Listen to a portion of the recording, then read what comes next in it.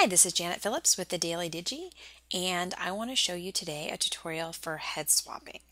Now, this is something that I don't do a lot of, but there's times when no matter how hard I've tried to get everybody looking right or looking at the camera or just in a not ridiculous looking state and all at the same time can prove to be nearly impossible. And I thought since we're now into December and we're getting ready for the mad dash for Christmas card season that some of you might be out there trying to get pictures of your family and rather than kill yourselves or kill your children because in every photo somebody is looking somewhere they shouldn't be. I just wanted to show you that head swapping might be an option. Now, I want to warn you that, again, it's always easier and better just to get the picture right in camera. Head swapping isn't always the simplest task and it doesn't always work well. Some photos just, you can't pull it off. But on occasion, there is time when it's just a head swap is the best option. Now, recently, I had a shoot of a family with two young twin boys and they're 1 year old and they just wanted to play in the leaves and they did not want to have their picture taken, and that was fine because most of our shoot I was just going to be letting them play in the leaves, but I wanted to make sure that I at least had a couple pictures with everybody looking so that if they wanted that for their parents or their Christmas card or whatever else, just to have a couple of pictures with everybody looking. So I had these photos and you'll see that I had trouble finding a photo where everybody is looking at the camera. I've got this photo here where baby one and mom and dad are all looking, but we've got baby two down here who's not very happy. So let's go to the next photo in my series. So again, I've got baby one, mom, dad, baby not happy. Here we move on and we've got, oh good, baby's happy. Baby one's still happy, baby two's happy, mom's still happy. Well, now we've got dad, who I think I've caught him mid-blink. Let me zoom in for you can see.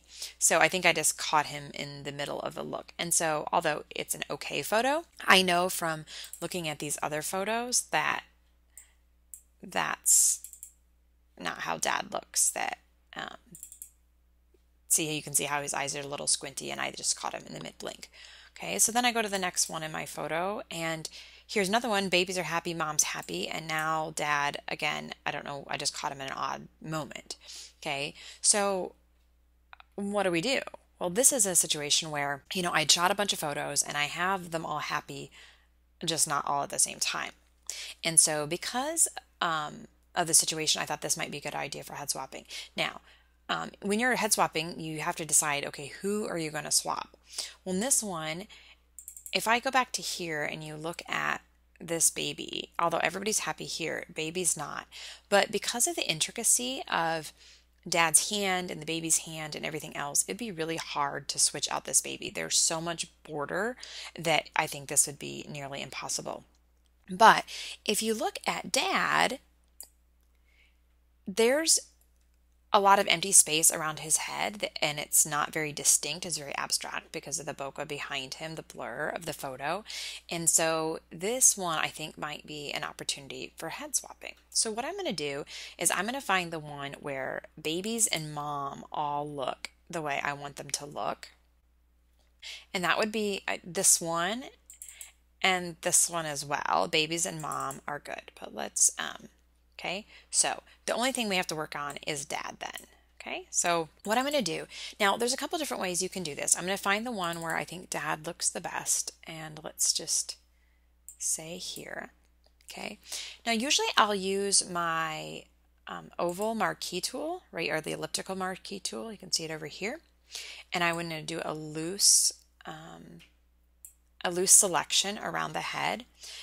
But when I was actually doing this, I found that I actually needed a little bit more than his head. I needed some of his head and shoulders too. So I actually used my polygonal lasso tool and I just kind of clicked around in a bigger section. This is an advantage over the elliptical because I don't have to keep it oval. And so I pulled in all of this and selected this part of him. And then I copied. And now I'm going to go to one of the photos that I want to swap his head out, and I'm going to paste it, okay? So that's step one. Done, right? Yeah, just kidding.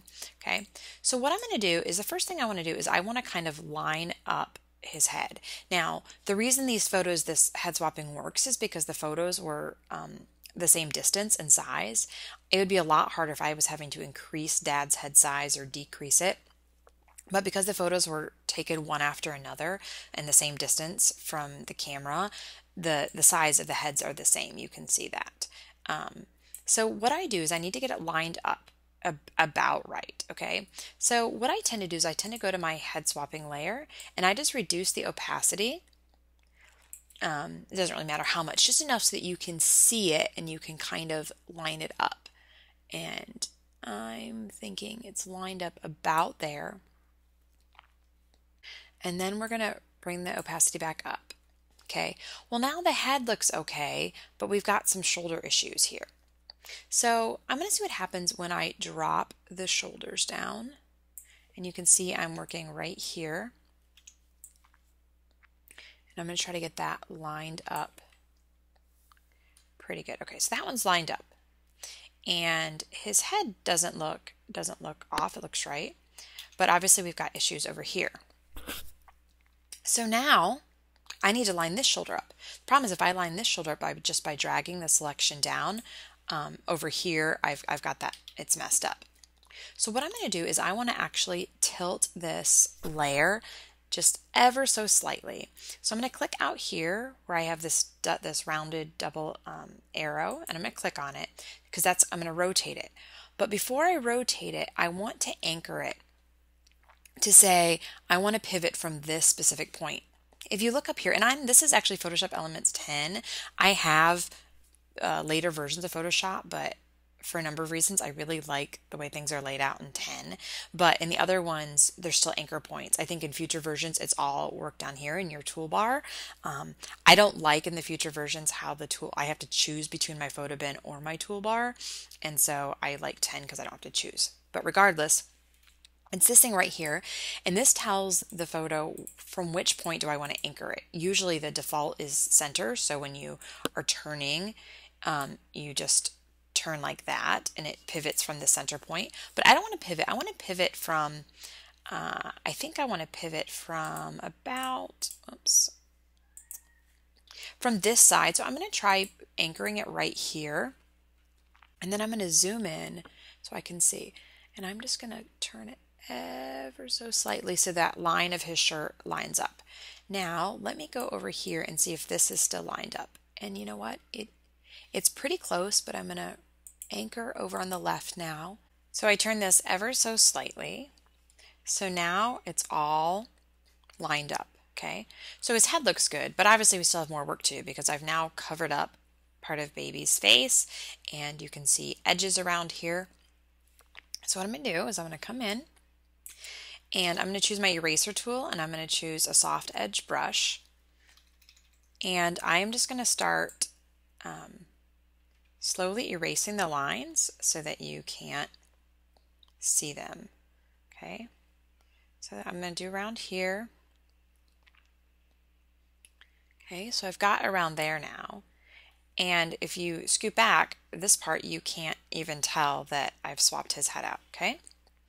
And now we need to work a little bit in here because we'd like to see baby. And so again, I'm going to take that eraser and I'm going to start over here. And I'm just going to erase softly to see. Now, again, some head swapping situations are very difficult. This one, because of the creases in his shirt from the way he was sitting, you can't even tell that the wrinkles and everything don't line up. It just looks like more wrinkles. This is where it gets a little bit trickier, is we need to bring baby back. So I'm going to erase till I can see all of baby. Okay, and up in here.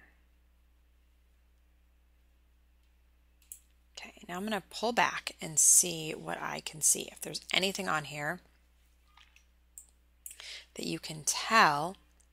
Now I'm looking at this white area, and a quick way to tell is that just the way it was, or is that something I've done, is I'm going to hide my head layer now. And I realized that white spot, that was just the sun hitting. And so it actually isn't anything I did, but I do see this little triangle here. See if I undo it, you don't see it, and now you do. So I'm just going to take my brush and I'm just going to get rid of that. Okay, and now I'm going to step back and I'm going to do the same thing. I'm going to undo it and do it. And do you see how it all just blends in because of the trees and everything behind? This is a really good situation in which head swapping works really well. So once I'm happy with it, I would just merge the layers and save. And there we go. There is a photo with everybody looking at the camera. I hope that was helpful to you. Again, I caution you that this can be time consuming. This one actually wasn't all that difficult, but it can be time consuming, and it's so much better if you can just try to get it in the camera and be patient.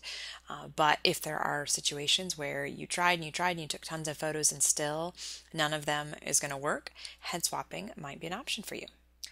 Thanks for watching.